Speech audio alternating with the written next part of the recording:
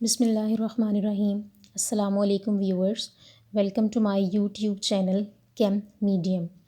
आज की इस वीडियो में हम लोग स्पेक्ट्रम के बारे में डिस्कस करेंगे। आपकी फ़र्स्ट ईयर की जो बुक है केमिस्ट्री की, उसका चैप्टर नंबर 5 आर्टिकल 5.5 और आर्टिकल का नाम है स्पेक्ट्रम। इसके बारे में हम डिस्कस करने जा रहे हैं कि बेसिकली स्पेक्ट्रम क्या होता है।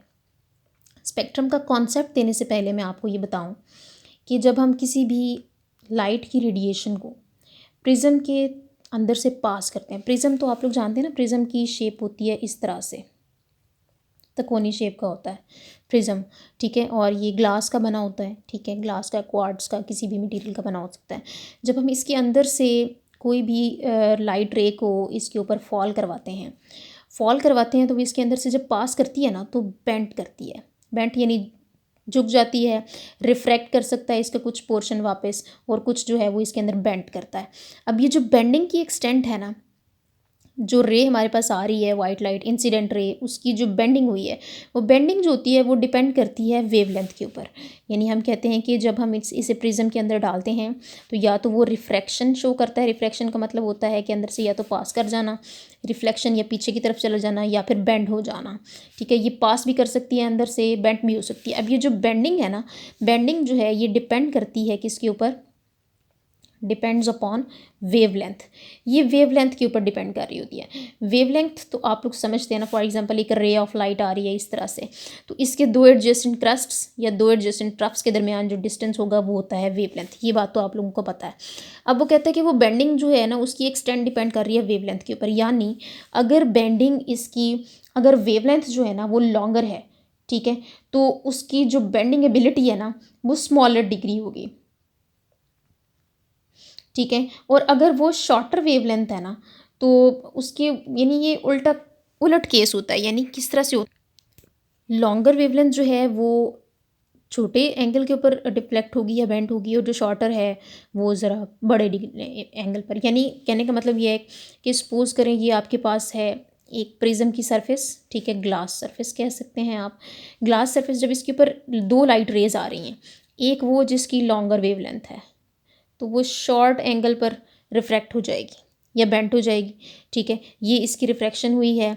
या अगर हम कह सकते हैं रिफ्लेक्शन हुई है, या अगर हम कह सकते हैं कि एक लाइट रे आ रही है लॉन्गर वेवलेंथ की तो वो शॉर्ट एंगल पर जाकर, और अगर आपके पास शॉर्टर वेवलेंथ है ये, तो वो लॉन्गर एंगल, यानी उस वो ज़्यादा एंगल बनाएगी और ये छोटा एंगल बनाएगी। बात करने का मकसद ये है, ठीक है। तो ये बेंडिंग जो है ये वेवलेंथ के ऊपर डिपेंड कर रही होती है। अब वो कहता है कि जब हम वाइट लाइट को, तो उसने किसी भी लाइट की बात की ना कि लाइट रे आ रही है और वो ये सारा कुछ कर रही है इसके साथ। अब अगर हम वाइट लाइट की बात करते हैं तो वाइट लाइट के केस में क्या होता है कि वाइट लाइट जो है, विजिबल लाइट जिसे हम कहते हैं, जब ये प्रिज्म के ऊपर फॉल करती है, ठीक है, प्रिज्म के ऊपर इसकी लाइट रे आती है और ये फॉल करती है। जब फॉल करती है तो फॉल करने के बाद वो 7, 1, 2, 3, 4, 5, 6 और 7 रीजन्स में आगे डिवाइड हो जाती है। वो जो 7 रीजन्स हैं ना, वो 7 रीजन्स होते हैं, उन्हें हम कहते हैं वो विबगॉयर। क्या हम कहते हैं? विबगॉयर, VIBGOYR, विबगॉयर। विबगॉयर का मतलब क्या है कि ये कलर्स की अरेंजमेंट है। वाइट लाइट इन 7 कलर्स में जाती है। V stands for violet, purplish type. I stands for indigo, indigo जो होता है ये ब्लू टाइप होता है। और B stands for pure blue, ठीक है। G stands for green, O stands for orange, Y stands for yellow and R stands for red. ये इन 7 कलर्स के अंदर वाइट लाइट जो है वो स्प्लिट अप हो जाती है, ठीक है। अब वो स्प्लिट अप किस तरह से होती है? Starting from lower wavelength to higher wavelength. यानी अगर ये वॉयलेट है, ये वॉयलेट है, ये इंडिगो है, ये ब्लू है, ये ग्रीन है, ये ऑरेंज है, ये येलो है और ये रेड है, तो ये जो विबगॉयर में वायलेट है, वायलेट की सबसे लो वेवलेंथ होती है, ये होता है स्टार्ट 400 वेवलेंथ पे, ठीक है। जो आपके पास इंडिगो है, वायलेट के बाद जो इंडिगो होता है वो 420 पर ऑलमोस्ट होता है, जो ब्लू होता है वो 430 पर होता है, ठीक है। और उसके बाद जो ग्रीन होता है, ग्रीन जो होता है ये 480 पे होता है, 480 वेवलेंथ होती है इसकी, ठीक है। और येलो जो होता है ये 500 वेवलेंथ पे स्टार्ट होता है, ठीक है। ऑरेंज जो होता है ये तकरीबन कह सकते हैं आपके 600 से स्टार्ट होता है, और रेड जो है ये 620 से स्टार्ट होके 700 तक जाता है। यानी ये 400 से 700 तक की रेंज होती है जिसमें वाइट लाइट जो है वो स्प्लिट अप होती है, और ये सारी विजिबल रीजन में के अंदर आती हैं। विजिबल रीजन का मतलब क्या है कि लाइट के रीजन्स बहुत सारे होते हैं, उसमें से एक विजिबल रीजन भी होता है, और लाइट के रीजन्स में से कुछ रीजन्स को हम देख सकते हैं और कुछ रीजन्स को हम नहीं देख सकते। विजिबल से जो लो रेंज के रीजन्स होते हैं वो भी हम नहीं देख सकते, और जो उससे हायर रेंज वाले होते हैं वो भी हम लोग नेकेड आई से नहीं देख सकते। विजिबल रीजन के अलावा 7 रीजन्स होते हैं जिसमें विजिबल से नीचे की वेवलेंथ में हमारे पास यूवी आता है, यूवी से नीचे हमारे पास आता है एक्स रेस, ठीक है। और एक्स रेज से भी नीचे आए तो हमारे पास आता है gamma rays. Gamma rays region भी एक होता है, मैं इनकी रेंजेस आपको बता देती हूँ। विजिबल से जब हम ऊपर जाते हैं, विजिबल से ऊपर जाएं तो हमारे पास आता है आईआर रीजन, ठीक है। आईआर से ऊपर जाएं तो हमारे पास आता है माइक्रोवेव रीजन, माइक्रोवेव रीजन। और माइक्रोवेव से ऊपर जाएं तो हमारे पास आता है रेडियो फ्रीक्वेंसी रीजन। ये जो हमारे पास 7 रीजन्स हैं, 1 2 3 4 5 6 और 7 रीजन्स, ठीक है। इनमें से ये जो मैं ये तरतीब से थोड़ा लिख देती हूँ, from lower to higher, 1 2 3 4th is visible, 5 is IR, 6 is microwave and 7 is radio frequency region. ये गैमा रेज जो हैं ये इतनी कम रेंज होती है इनकी कि ये हम लोग यानी गैमा रेज, एक्स रेज और अल्ट्रा वायलेट रेज ये जो हैं ये लोअर फ्रिक्वेंसी में हैं, ठीक है। लोअर फ्रिक्वेंसी रीजन में है तो हम लोअर फ्रिक्वेंसी या लोअर वेवलेंथ रीजन में है, हम इनको नहीं देख सकते। हम कहते हैं कि ये हम can't be seen in naked eye, can't be seen with naked eye, यानी नंगी आंख से आपको अगर आपने खुर्दबीन वगैरह या कोई माइक्रोस्कोप नहीं लगाई तो आप नहीं देख सकते। विजिबल सिर्फ जो है वो देख सकते हैं, दिस इज सीनेबल, ठीक है। IR, microwave, radio frequency regions, these all are not seen और नॉट विजिबल, ठीक है। ये हायर वेवलेंथ की विजिबल नहीं है, ये लोअर वेवलेंथ की विजिबल नहीं है, और ये जो विजिबल हैं वो सिर्फ विजिबल रीजन में आती हैं, और वो 400 से लेके 700 या 750 नैनोमीटर तक उनकी वेवलेंथ होती है जिन्हें हम देख सकते हैं, ठीक है। तो वो बेसिकली कहता है कि ये फिर स्पेक्ट्रम क्या चीज़ है। स्पेक्ट्रम तो कलर्स ही होंगे ना, जो ये डिफरेंट कलर्स हैं ये वाले, यानी एक वाइट लाइट जिन कलर्स में स्प्लिट अप हुई है और वो कलर्स का जो पैटर्न है उसी को बेसिकली हम लोग स्पेक्ट्रम कहते हैं। वो चीज़ जो हम नेकेड आई से देख सकते हैं वो स्पेक्ट्रम के अंदर हम जनरली जब हम इसे डिफ़ाइन करते हैं तो उसे हम कहते हैं कि वो स्पेक्ट्रम के कैटेगरी के अंदर आती है। तो फिर हम जब इसे डिफ़ाइन करते हैं तो इसकी डेफिनेशन के अंदर हम लोग क्या लिखते हैं, हम कहते हैं this is a visual display, visual यानी देखने के काबिल नज़र आने वाला, visual display of white light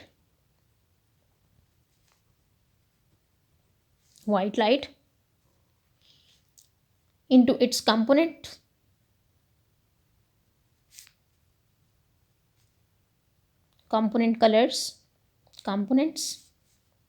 when it is passed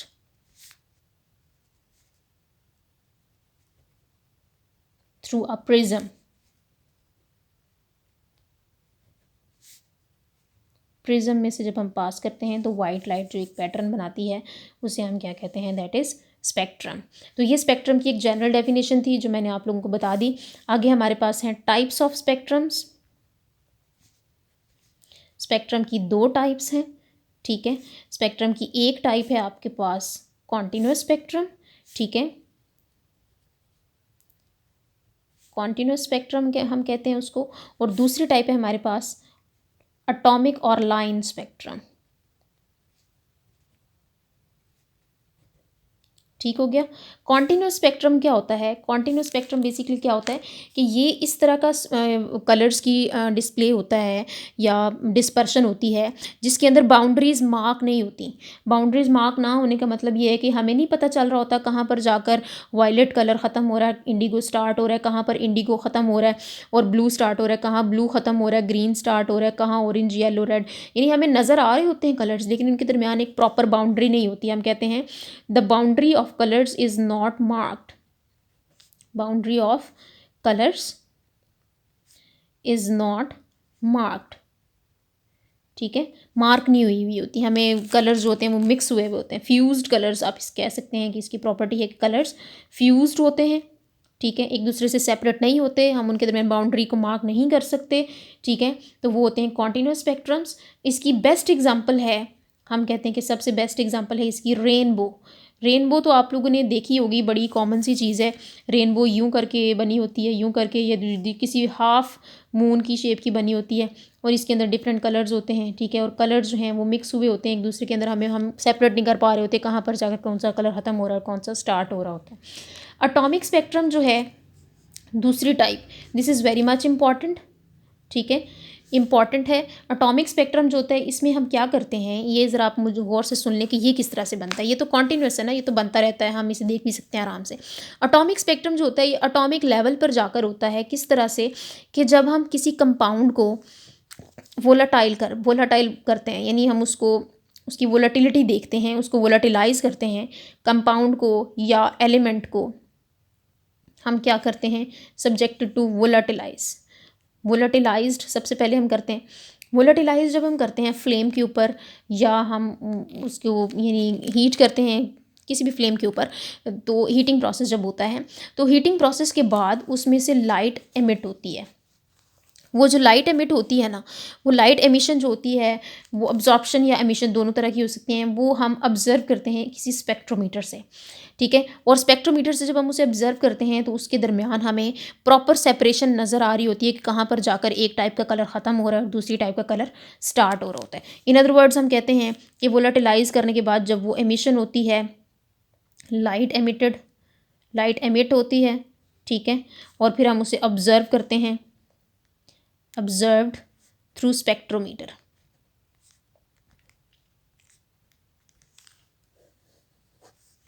spectrometer से हम उसे ऑब्ज़र्व करते हैं, ठीक है।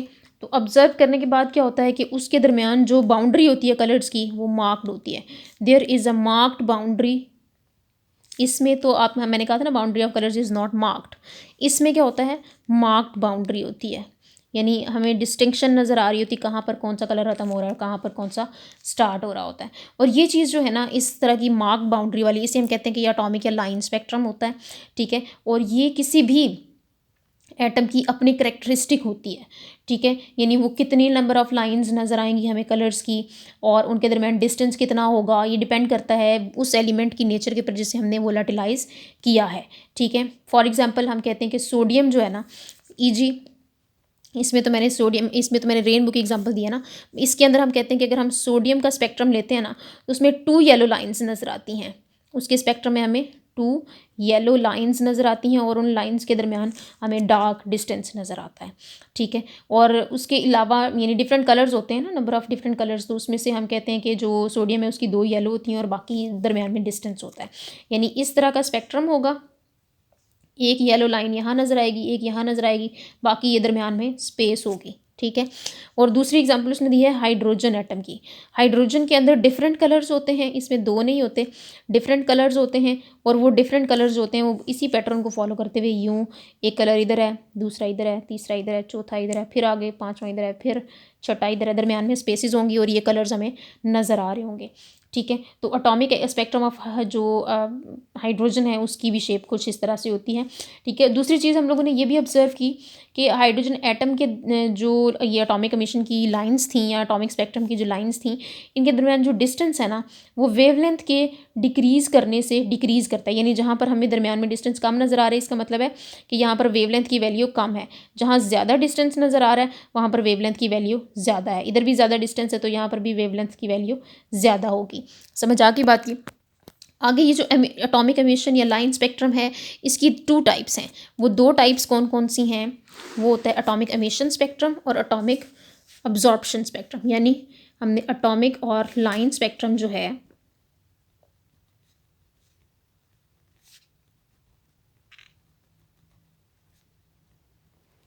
इसकी 2 टाइप्स हैं, ठीक है। 2 टाइप्स कौन कौन सी हैं, एक होता है एटॉमिक एमिशन स्पेक्ट्रम, ठीक है, और दूसरा होता है एटॉमिक अब्जॉर्प्शन स्पेक्ट्रम।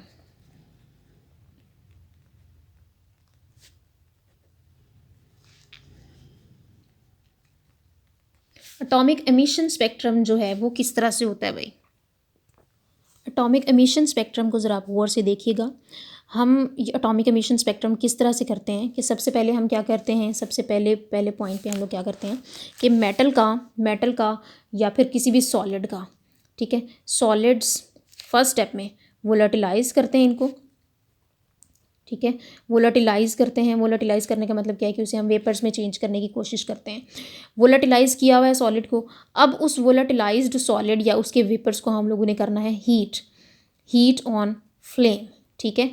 फ्लेम के ऊपर जब हम हीट करते हैं तो उसमें से कुछ रेडिएशंस निकलती हैं, यानी ये जो सॉलिड को आपने वोलेटिलाइज किया है या इसके गैशियस एटम के अंदर से आपने हीट पास की है या इलेक्ट्रिसिटी पास की है, तो इलेक्ट्रिसिटी या हीट जब आप पास करते हैं तो उसके अंदर से कुछ रेडिएशंस एमिट होती हैं, ठीक है।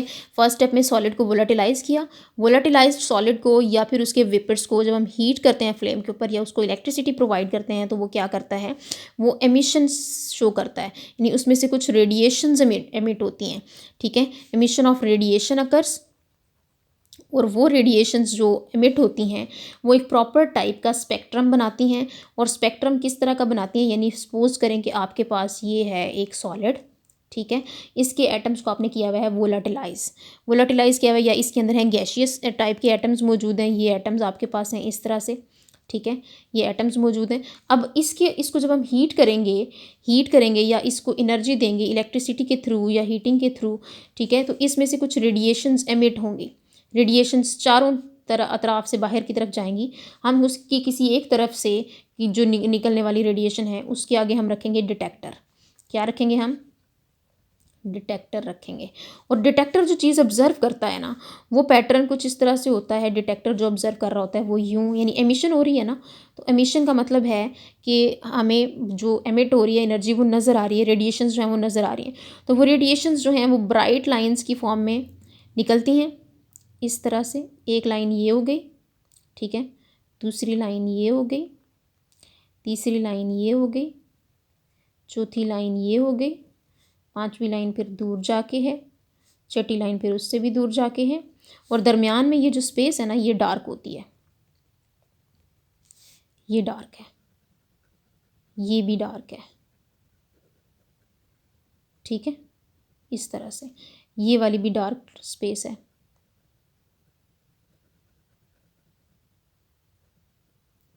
ठीक है। ब्राइट लाइन ये, फिर डार्क स्पेस आ गई दरमियान में, फिर आ गई ब्राइट लाइन, ठीक है, फिर आ गई डार्क स्पेस, फिर आ गई ब्राइट लाइन, फिर ये सारी अगेन डार्क स्पेस है,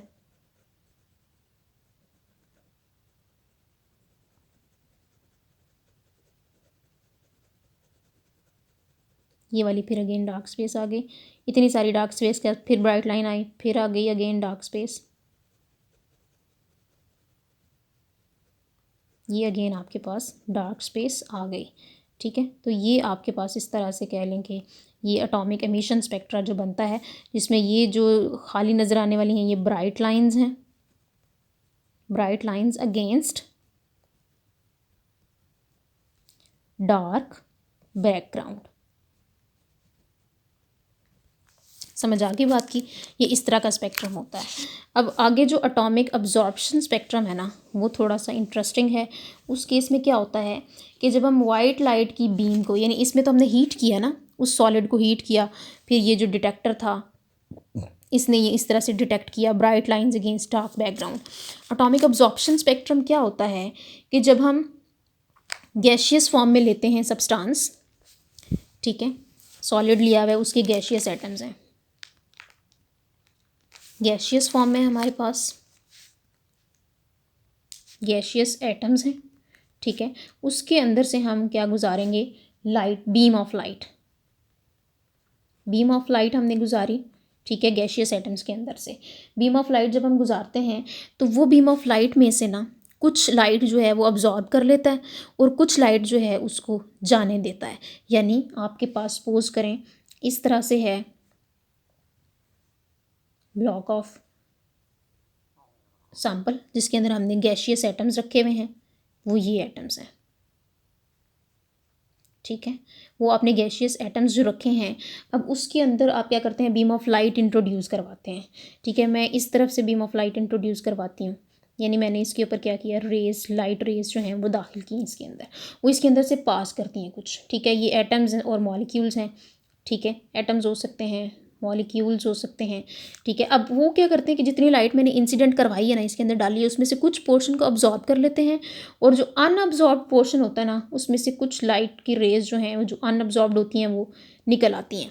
ठीक है, कुछ अब्जॉर्ब हो गई, कुछ निकल आई बाहर। अब जो बाहर निकली हैं, अब्जॉर्ब नहीं हुई, वो गुजरती हैं डिटेक्टर के थ्रू। किसके थ्रू गुजरती हैं, डिटेक्टर के थ्रू गुजरती हैं। और डिटेक्टर क्या डिटेक्ट करता है भाई, इंटरेस्टिंग केस होता है कि डिटेक्टर जो डिटेक्शन करता है उसके अकॉर्डिंग क्या होता है कि हमें डार्क लाइंस नज़र आती हैं इस तरह से,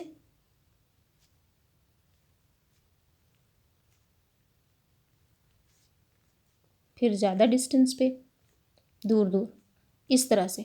और बैकग्राउंड जो होता है वो इसका ब्राइट होता है, यानी ये जो लाइंस हैं वो डार्क हैं और इनका जो बैकग्राउंड है वो ब्राइट है, ब्राइट बैकग्राउंड। अब अब्जॉर्प्शन इसे हम क्यों कहते हैं, इसलिए अब्जॉर्प्शन कहते हैं कि जो लाइट हमने डाली है ना शुरू में, उसका कुछ पोर्शन इन्होंने अब्जॉर्ब कर लिया और कुछ पोर्शन छोड़ दिया। जो पोर्शन छोड़ दिया ना, वो तो हमें ब्राइट नज़र आ गया सारे का सारा, ये दरमियान वाली स्पेसेस ब्राइट। और जो इसने अब्जॉर्ब कर लिया ना, वहाँ पर रेडिएशन जब वो वाली आके टकराएगी तो उधर रेडिएशन नहीं होगी, क्योंकि वो पीछे अब्जॉर्ब हो चुकी है, तो वहाँ पर डार्क लाइन आएगी। फिर आगे ब्राइट पोर्शन, फिर डार्क, यानी ये जो डार्क लाइंस हमें नज़र आ रही है ना, ये जो ब्लू कलर में है, ये डार्क लाइंस हैं, ये सारी एब्जॉर्ब हो चुकी हैं। अब इनकी जगह खाली है यहाँ पर स्पेक्ट्रम के अंदर, और जो रोशन नज़र आ रही हैं वो उसने एब्जॉर्ब नहीं की। ठीक है, ये इसका ऑपोजिट होती है, यानी इसमें क्या हुआ है कि एमिशन हुई है, बाकी जो यानी जो एमिट हुई हैं वो हमें ब्राइट नज़र आ रही हैं, और जहाँ पर नहीं है वो सारी जो हैं एब्जॉर्ब हो चुकी हैं। ये एब्जॉर्प्शन स्पेक्ट्रम है, जिसमें हमें डार्क वाली लाइंस नज़र आती हैं और ब्राइट पोर्शंस नज़र आते हैं बैकग्राउंड में। ठीक है, तो ये डिफरेंस, इसमें डिफरेंस भी आपको पेपर में आ सकता है एटॉमिक एमिशन और एब्जॉर्प्शन स्पेक्ट्रम के अंदर। अगर आता है तो आपने इसको बहुत अच्छे तरीके से लर्न करना है। ठीक है, ये सारी चीज़ें जो उसके अंदर लिखी हैं वो मैंने आपको एक्सप्लेन कर दी हैं। ठीक हो गया। आगे हमारे पास है हाइड्रोजन एटम स्पेक्ट्रम। ठीक है, हाइड्रोजन का स्पेक्ट्रम हम लोगों ने पढ़ना है। हाइड्रोजन के स्पेक्ट्रम का जो पोर्शन है ना, उसमें मैं इसमें ये आपको बताती हूँ कि वो एटॉमिक एमिशन होता है या अब्जॉर्प्शन होता है।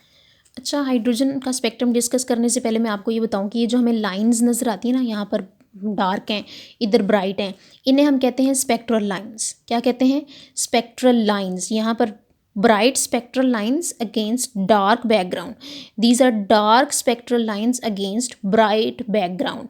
ठीक है, ये एमिशन है, ये अब्जॉर्प्शन है। अब हाइड्रोजन एटम का जो स्पेक्ट्रम है ना, उसको किस तरह से ऑब्जर्व किया गया कि हम लोगों ने एक डिस्चार्ज ट्यूब के अंदर हाइड्रोजन की गैस जो है वो फिल कर दी लो प्रेशर पर, और उसके ऊपर हमने जब परफॉर्मेंस की तो उसमें से ब्लूइश लाइट एमिट हुई। वो ब्लूइश लाइट जो है, जब हमने स्पेक्ट्रोमीटर के थ्रू ऑब्जर्व किया गया तो उसके अंदर बहुत सारी स्पेक्ट्रल आइसोलेटेड शार्प लाइंस थी, और वो 5 टाइप्स की थी, 5 टाइप्स की थी। ठीक है, उन्हें हमने कहा कि वो स्पेक्ट्रल लाइंस हैं, और उनको हमने डिफरेंट ग्रुप्स के अंदर जो है ना वो डिवाइड कर दिया। ठीक है, अब वो ग्रुप्स जो हैं वो 5 हैं। सबसे पहला ग्रुप है, ये स्पेक्ट्रल लाइंस का ग्रुप है, याद रखें, जैसे ये नज़र आ रहा है ना, ये एक ग्रुप है, फिर ये एक ग्रुप है, फिर अकेली अकेली है। तो ये जो ग्रुप्स होते हैं ना, ये पूरा एक स्पेक्ट्रल लाइंस का एक ग्रुप होता है। इस तरह से हमने ग्रुप दिखाए हैं इसके अंदर। ठीक है, ग्रुप्स जो हैं उसमें सबसे पहला जो ग्रुप है वो है लाइमन सीरीज, लाइमन सीरीज। ठीक है, दूसरा हमारे पास है बाल्मर सीरीज। ये क्या है, किस तरह से हैं, ये मैं आपको बता देती हूँ। तीसरा हमारे पास है पास्चन सीरीज। चौथा है हमारे पास ब्रैकेट सीरीज। ये जिस साइंटिस्ट ने की थी ना ऑब्जर्व, उन्हीं साइंटिस्ट के बेस पे हमने इनके नाम रख दिए हैं। और फिफ्थ वाला है फंड सीरीज, शुरू में पी आता है जो कि साइलेंट है, तो इन्हें हम कहते हैं दीज आर फंड सीरीज। ठीक है, इसमें से कुछ जो हैं वो यूवी रीजन के हैं, कुछ विजिबल रीजन के हैं, और कुछ आईआर रीजन के हैं। सबसे पहला लाइमन सीरीज जो है ना, ये यूवी रीजन में आता है, यानी ये हमें नज़र नहीं आता, लो वेवलेंथ रीजन है। जो बाल्मर सीरीज़ हैं ये विजिबल रीजन में आती हैं, यानी ये देखने के काबिल होती हैं, हम इन्हें देख सकते हैं। फिर पास्चन सीरीज़, ब्रैकेट सीरीज़ और Pfund series, these are all in IR region, ये भी IR रीजन में है, ये भी इंफ्रारेड रीजन यानी IR रीजन, ये भी IR रीजन में है। हम इन रीजन्स को नहीं देख सकते, इनकी हाई वेवलेंथ होती है, ठीक है, जो हमारी आंखें उसको ऑब्ज़र्व नहीं कर सकती। ठीक हो गया। अच्छा, ये 5 टाइप्स की सीरीज़ हैं। अब ये 5 टाइप्स की सीरीज़ किस तरह से आती हैं, ये ज़रा आप लोग समझ लें, समझना बहुत ज़रूरी है, समझेंगे नहीं तो फिर मुश्किल हो जाएगी ना। देखें, ये आपके पास है 5 लाइंस में यहाँ पर ड्रॉ करने लगी हूँ, ठीक है, आप उसको गौर से समझ लीजिएगा। ये है आपके पास लेवल 1, ठीक है, यहाँ है आपके पास लेवल 2, ये आपके पास है लेवल 3, ये 4 और ये 5। इसको आपने बहुत अच्छे से समझना है। ये समझें कि ये हाइड्रोजन एटम है, यानी हाइड्रोजन एटम का न्यूक्लियस नीचे मौजूद है कहीं, ये उसका फर्स्ट शेल है, ये सेकंड है, ये थर्ड है, ये फोर्थ है, ये फिफ्थ है, ठीक है। अच्छा, ये आपने इस तरह से कंसिडर करनी है। कैसे? जैसे ये देखें, ये दरमियान में न्यूक्लियस है, ये first shell, second shell, third, fourth, fifth, इस तरह है ना, ये इस तरह यूँ मैं सारा नहीं ड्रॉ कर रही हूँ, उसका कुछ पोर्शन ड्रॉ कर रही हूँ। ये वाली जो लाइंस है ना, ये वाली, ये मैंने यूँ ड्रॉ कर दी, यानी इधर कहीं जनाब इसका न्यूक्लियस है, ये फर्स्ट शेल, सेकंड शेल का कुछ हिस्सा, थर्ड, फोर्थ, फिफ्थ। अच्छा, अब यहाँ पर देखें कि वो कहता है कि लाइमन सीरीज़ जो हैं वो किस तरह से बनती हैं। लाइमन सीरीज़ के बनने की वजह क्या होती है, पहले मैं आपको एनर्जी लेवल्स के बारे में बता दूँ। ये है फर्स्ट एनर्जी लेवल E1, ये सेकेंड एनर्जी लेवल है E2, ये थर्ड एनर्जी लेवल है E3, ये वाला फोर्थ एनर्जी लेवल है E4, ये फिफ्थ एनर्जी लेवल है E5। In other words, this is n is equal to 1, n is equal to 2, this is n is equal to 3, this is n is equal to 4, this is n is equal to 5। First shell, second, third, fourth, fifth, ठीक है। अब Lyman series किस तरह से बनती हैं, Lyman series जो हैं उसके बनने की वजह क्या होती है, ये मैं आपको बड़े वाज़े तौर पर बता देती हूँ कि जब इलेक्ट्रॉन जो है, आपको पता है हाइड्रोजन के पास तो एक ही इलेक्ट्रॉन होता है, वो एक्साइटेड स्टेट में चला जाए, यहाँ चला जाए, यहाँ चला जाए, यहाँ जा सकता है। वैसे तो होता है वो फर्स्ट शेल के अंदर है, जगह तो उसकी फर्स्ट शेल है, लेकिन वो सेकंड में भी एक्साइट होकर जा सकता है, थर्ड में भी, फोर्थ में भी, फिफ्थ में भी, ठीक है। अगर वो सेकेंड शेल में गया है और वहाँ से वो जंप करके आएगा फर्स्ट शेल में, अगर वो सेकेंड में था तो वहाँ से वो आता है फर्स्ट शेल में, अगर वो थर्ड में था तो वहाँ से वो आता है फर्स्ट शेल में, ठीक है। अगर वो फोर्थ में था तो वहाँ से भी, वो फिफ्थ में था तो वहाँ से भी वो आता है फर्स्ट शेल में। फर्स्ट शेल में जब उसकी जंपिंग होगी ना, यानी एक ही इलेक्ट्रॉन है, अगर सेकंड से आएगा तो ये, थर्ड से आएगा ये तो ये, फोर्थ से आएगा तो ये, तो फिफ्थ से आएगा तो ये। तो आपको पता है ना, अकॉर्डिंग टू बोहर्स मॉडल, कि जब इलेक्ट्रॉन एक स्टेट में होता है तो वो एनर्जी इमिट भी नहीं करता, अब्जॉर्ब भी नहीं करता। जब कब इमिटर अब्जॉर्ब करता है, जब लोअर से हायर या हायर से लोअर में जाता है। यहाँ पर आप देखें, हायर से लोअर में आ रहा है ना, तो ऑब्वियसली जब उसने लोअर से हायर में जाना तो अब्जॉर्ब करना है, जब हायर से लोअर में आना है तो इवॉल्व करना है। तो अब ये सारी सीरीज़ हायर से लोअर की तरफ से आ रही हैं, ठीक है, यानी हायर से लो की तरफ आ रही हैं, तो जाहिर है ये एनर्जी रिलीज़ करेंगी। यानी जब स्टेट 2 से स्टेट 1 में आएगा तो ये एक लाइट एमिट करेगा, फिर जब से थर्ड से फर्स्ट में आएगा तो फिर एक लाइट एमिट करेगा, फोर्थ से आएगा तो फिर एक लाइट एमिट करेगा, फिफ्थ से आएगा तो फिर एक और लाइट एमिट करेगा। तो ये जो पूरी लाइट की एमिशन की रेज आएंगी ना, ये सारी की सारी किस में आएंगी, दीज आर लाइमन सीरीज़ बनाएंगी। ये लाइमन सीरीज़ की स्पेक्ट्रल लाइंस या स्पेक्ट्रम बनाएंगी। समझ आ गई बात की। अब देखें, आगे देखें, अगर होता है कि इलेक्ट्रॉन जो है फर्स्ट शेल को छोड़ें आप, सेकंड शेल से यानी हायर शेल से ट्रैवल करके सेकंड शेल में आता है, यानी थर्ड से ट्रैवल करके सेकंड में आता है, फोर्थ से सेकंड में आता है, फिफ्थ से सेकंड में आता है, या किसी भी हायर लेवल से आता है सिक्स्थ में, तो जाहिर है ये भी हायर से लोअर की तरफ आ रहा है, तो ये भी फर्स्ट शेल वाली भी कोई एनर्जी इमिट करेगा, इधर से भी एनर्जी, इधर से भी एनर्जी और इधर से भी एनर्जी इमिट होगी। तो ये जो सीरीज़ बनेगी, दीज आर बाल्मर सीरीज़, यानी ये जो स्पेक्ट्रम का पैटर्न बनाएंगे ना इस तरह का, वो होंगी बाल्मर सीरीज़ स्पेक्ट्रल लाइंस, ठीक है। सिमिलरली जब हायर से फोर्थ से थर्ड में आएगा, फिफ्थ से थर्ड में आएगा, या किसी भी हायर लेवल से थर्ड में आएगा, तो वो भी एक तरह की स्पेक्ट्रल लाइंस जो हैं वो एमिट करेगा, और वो लाइंस जो होंगी वो होंगी पास्चन सीरीज़। कौन सी होंगी? पास्चन सीरीज़ होंगी। सिमिलरली फोर्थ की बात करें, फिफ्थ से फोर्थ में आ रहा है या किसी भी हायर लेवल से फोर्थ में आ रहा है, तो वो भी इमिट करेगा एनर्जी, बिकॉज हायर से लोअर एनर्जी एमिशन होती है। तो वो जो सीरीज़ बनाएंगी वो होंगी ब्रैकेट सीरीज़। ठीक है। और अगर हायर इन्फिनिट चला गया या फिफ्थ के बाद सिक्स्थ सेवन्थ से आ रहा है, सिक्स से फिफ्थ में आएगा, सेवन्थ से फिफ्थ में आएगा, या किसी भी हायर लेवल से फिफ्थ में आएगा, तो ऑब्वियसली बेटा वहाँ से भी तो वो एनर्जी रिलीज़ करेगा, और वो एनर्जी रिलीज़ जो करेगा वो इमिशन स्पेक्ट्रम बनाएंगी, और वो इमिशन स्पेक्ट्रम जो होगा उसे हम कहेंगे कि वो कौन सी हैं, वो हैं फंड सीरीज़। ठीक है, फंड सीरीज़। तो इस तरह से ये 5 टाइप की सीरीज़ बनती हैं, लाइमन, बाल्मर, पास्चन, ब्रैकेट और फंड सीरीज़। तो ये हाइड्रोजन का स्पेक्ट्रम जो है वो शो करती हैं। तो बेसिकली बेटा ये जो हाइड्रोजन का स्पेक्ट्रम है सारे का सारा, ये जंपिंग है। Jumping from all higher levels to level 1 produce Lyman, jumping from all higher levels to level 2 is Balmer, jumping from all higher levels to 3 is Paschen, jumping from all higher levels to 4th is Brackett, and jumping of all from higher levels to 5 are fund series. तो इस तरह से ये जो बनते हैं सारे के सारे, ये हाइड्रोजन एटम का स्पेक्ट्रम बनता है। यहाँ तक हमारा स्पेक्ट्रम का पोर्शन जो है वो ख़त्म हो गया। नेक्स्ट हमारे पास एनर्जी की डेरिवेशन बच गई। बेटा आपको अगर वीडियो अच्छी लगी है इसको लाइक करें, सब्सक्राइब करें और शेयर करें अपने दोस्तों के साथ, ताकि सबका फ़ायदा हो। अल्लाह हाफिज़।